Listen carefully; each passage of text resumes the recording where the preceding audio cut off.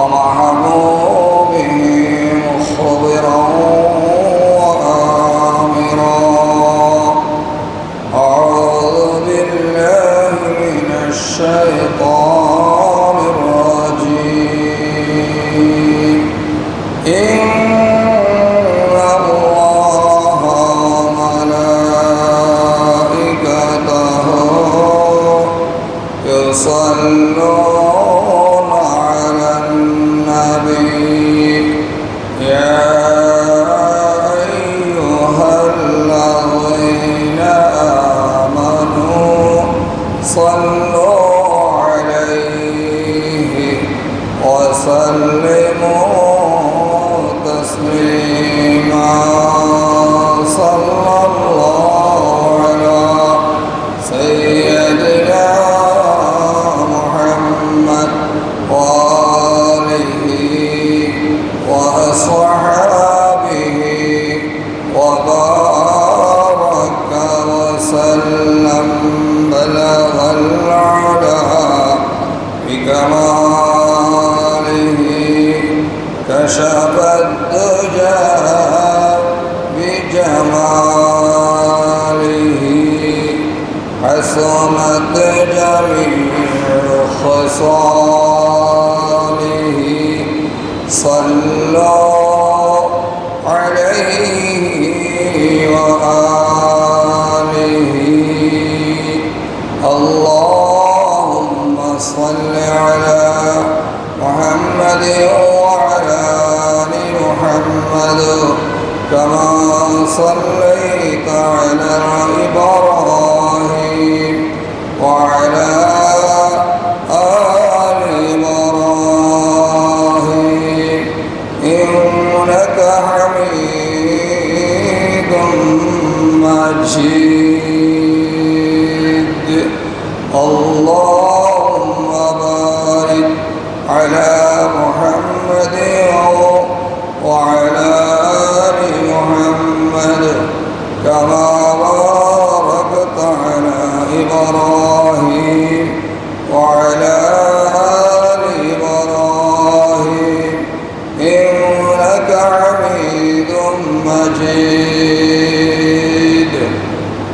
اللهم ربي صل وسلم وبارك عليه.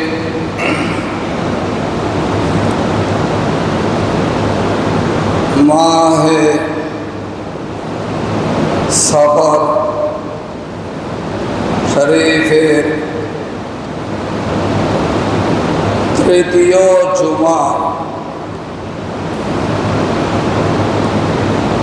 बांग्लादेशेर अधिकांश জায়গা বন্যায় প্লাবিত, লাখো মানুষের আহাজারি, অনেক মসজিদের আজকের জুমার সালাত আদায় ও বেদনিত। হাজারো মানুষ আশ্রয়হীন অবস্থায় দিনাতিপাত করছেন। এমতো অবস্থায় আল্লাহ সুবহানাহু তাআলা আমাদেরকে সুন্দরতম একটি পরিবেশের মাধ্যমে হাজারো ব্যস্ততাকে কাটিয়ে দেশের মানুষের দুর্যোগময় অবস্থার কথা মনে রেখে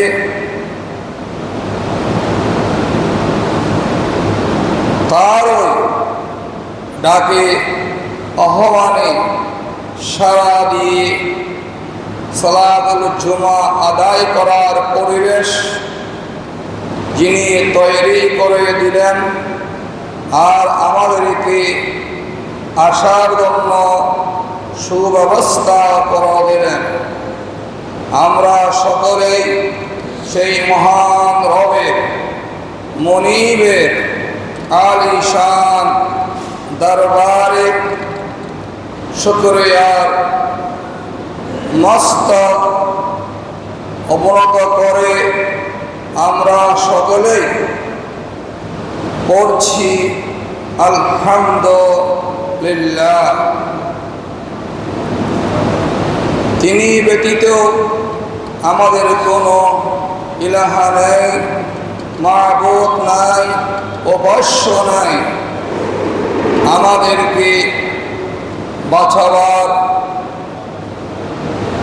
কেউ নেই, সাহায্য করার কেউ নেই, যেহেতু তিনি আমাদেরকে তার কুদরতি দয়া দিয়ে আমাদেরকে সৃষ্টি করেছেন, আমাদেরকে পয়দা করেছেন, আমাদেরকে বানিয়েছেন। তিনি এই বলেছেন, আমি তোমার জীবনের সব কিছুর দায়িত্ব আমি গ্রহণ করে আমি হয়েছি রব্বুল আলামিন। আমরা আবারও তার দরবারে শুকরিয়া জ্ঞাপন করছি আলহামদুলিল্লাহ। অগণিত দরুদ ও সালামের হাদিয়া পেশ করছি বিশ্ব মানবতার কান্ডারি দু জাহানের সরদার রহমত, যাকে আল্লাহ সুবহানাহু ওয়া তাআলা আল্লাহ যদ্দুর এলাকার জন্যে রব হিসাবে তার কুদরতি জুবান দিয়ে তার রাসূল করিমের মাধ্যমে আমাদেরকে জানিয়েছেন। আবার সে আল্লাহ তিনি বলছেন, আমি আমার রাসূলকে প্রেরণ করেছি তদ্দূর এলাকার জন্যে রহমত স্বরূপ। আমরা সকলে তার প্রতি দরুদ সালাম প্রেরণ করছি সাল্লাল্লাহু আলাইহি ওয়াসাল্লাম। প্রিয় হাজরিন, আপনাদের অবশ্যই মনে আছে আমরা গত জুমায় যে বিষয়ের উপরে খুতবা আলোচনা পেশ করেছিলাম। যদি আপনারা আমাকে একটু বলে সহযোগিতা করেন ইনশাআল্লাহ উপকৃত হব। কি বিষয়ে বলেছিলাম? ঈমান বিল আখিরাহ, ঠিক না? ঈমান বিল আখিরাহ, সামগ্রিকভাবে পরকালের প্রতি বিশ্বাস স্থাপন করা। সেই বিশ্বাস স্থাপন করার জন্যে আমরা সকলে একটা জিনিস আমরা সবার কাছে পরিষ্কার,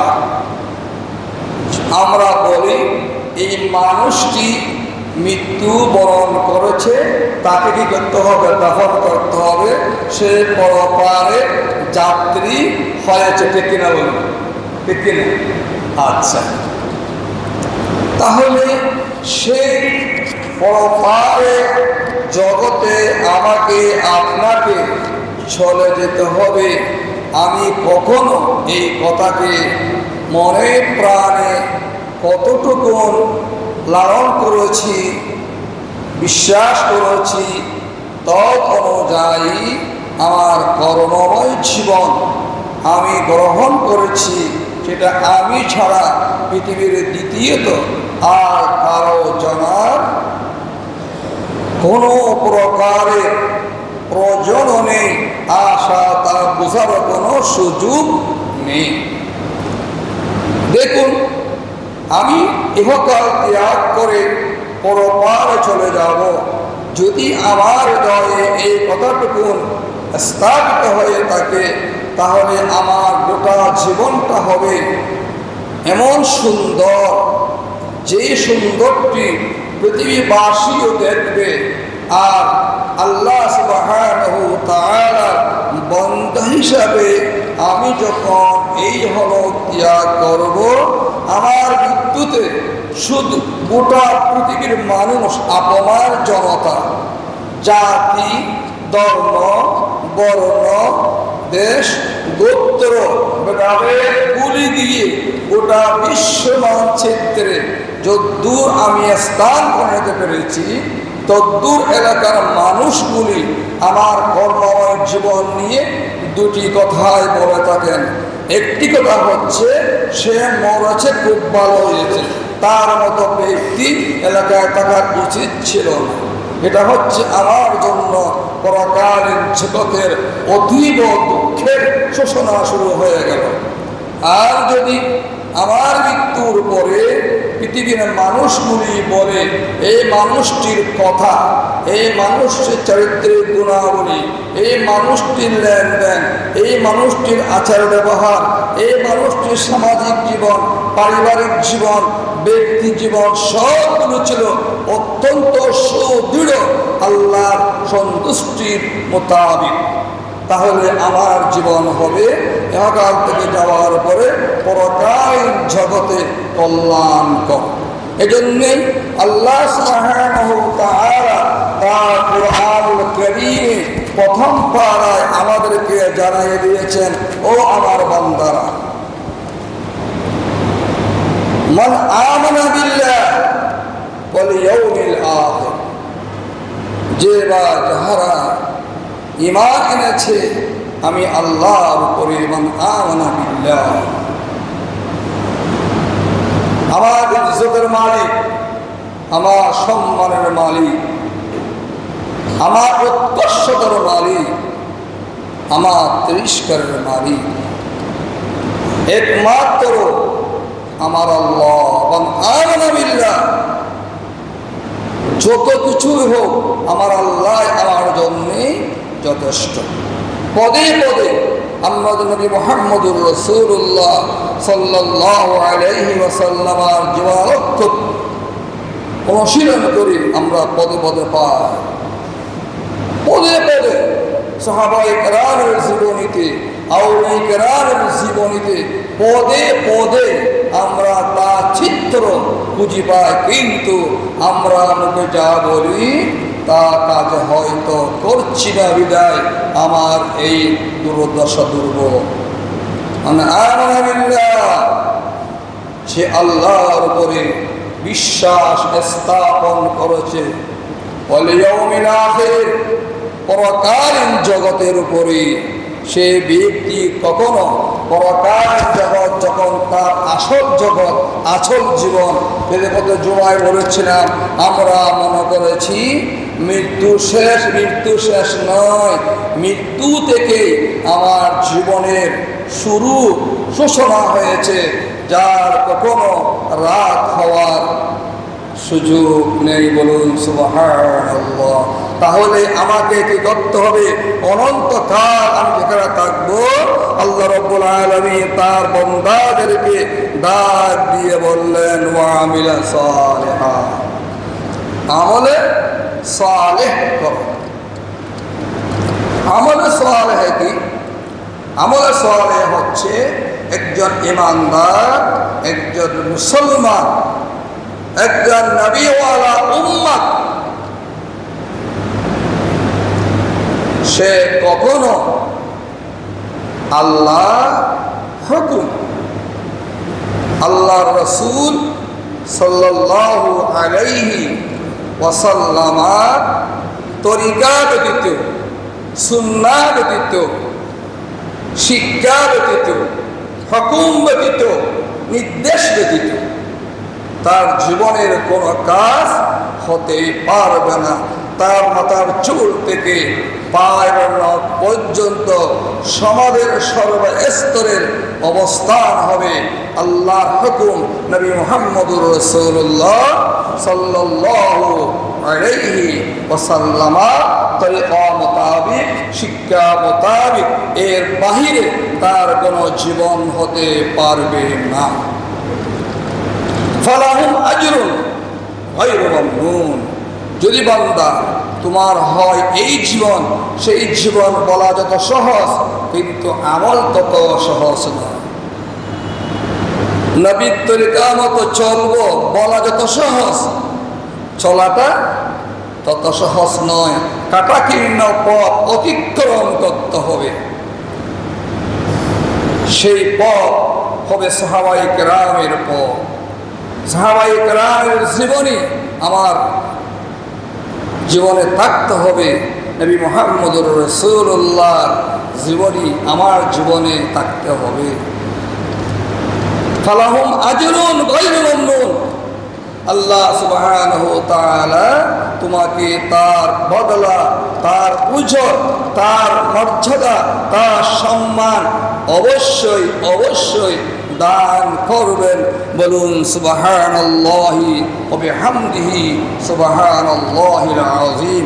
প্রশ্ন হচ্ছে এখন আমি এবং আপনি মুখে যাই বলি, কাজে তা করি কিনা, সেটা আমাকে আপনাকে চিন্তা করতে হবে। দ্বিতীয় কেউ করবে না। আমরা কবরকে আজ যাব এটা ভুলে গেছি। আমরা সকলে এই পৃথিবীতে থাকবো না, পৃথিবীতে চলে যাব, পৃথিবীর পথে আবার পুনরুত্থান হবে, এই কথাকে আমরা শুধু ভুলি নাই, মিথ্যা বলিয়ে বলেছি। বলুন নাউযুবিল্লাহ। ওয়াইলুল মুকাজ্জিবিন। ধ্বংস ওদের জন্যে যারা কি করেছে, মিথ্যা বলেছে। আল্লাযীনা ইউকাযযিবুনা বিদ্দীন। কিয়ামতকে অস্বীকার করেছে। অনেকে বলেছে না কিয়ামত বলতে কি করুন, আবার কি হবে কিয়ামত? যা হাত পেতে নাও, বাকির কথা শূন্যতা। দুনিয়াটা মস্ত বড়, নোংরামি যত পারো করো, হয়ে যাও জাহান্নামী। মোল্লাদের কথা শুনে হইও না জান্নাতি। কারণ রাসূল বলেছেন দুনিয়া মস্ত বড় নয়, দুনিয়ার মধ্যে অশুভনীয় আচরণ, অশুভনীয় চিন্তা নিয়ে চলাচল করো না। আর আমরা বলি কি দুনিয়াটা মস্ত বড়, খাও দাও ফুর্তি করো। মৌলবীদের কথা শুনি যেও না জান্নাত নামক একটা দিকে, কথার দিকে করে যাও। কোথায় যাবে? কোথায়? চলে যাও জাহান্নামের দিকে। যদি সেই কথা না হয়, আমি কেন হত্যা করি, আমি কেন মিথ্যা বলি, আমি কেন প্রচারণা করি, আমি কেন নিন্দুক হই, আমি কেন প্রতারণা করি, তাহলে আমি পরকাল কি করেছি? অস্বীকার করেছি। আরো বলি কি, وَإِذَا تُتْلَى عَلَيْهِ آيَاتُنَا قَالَ أَسَاطِيرُ الْأَوَّلِينَ।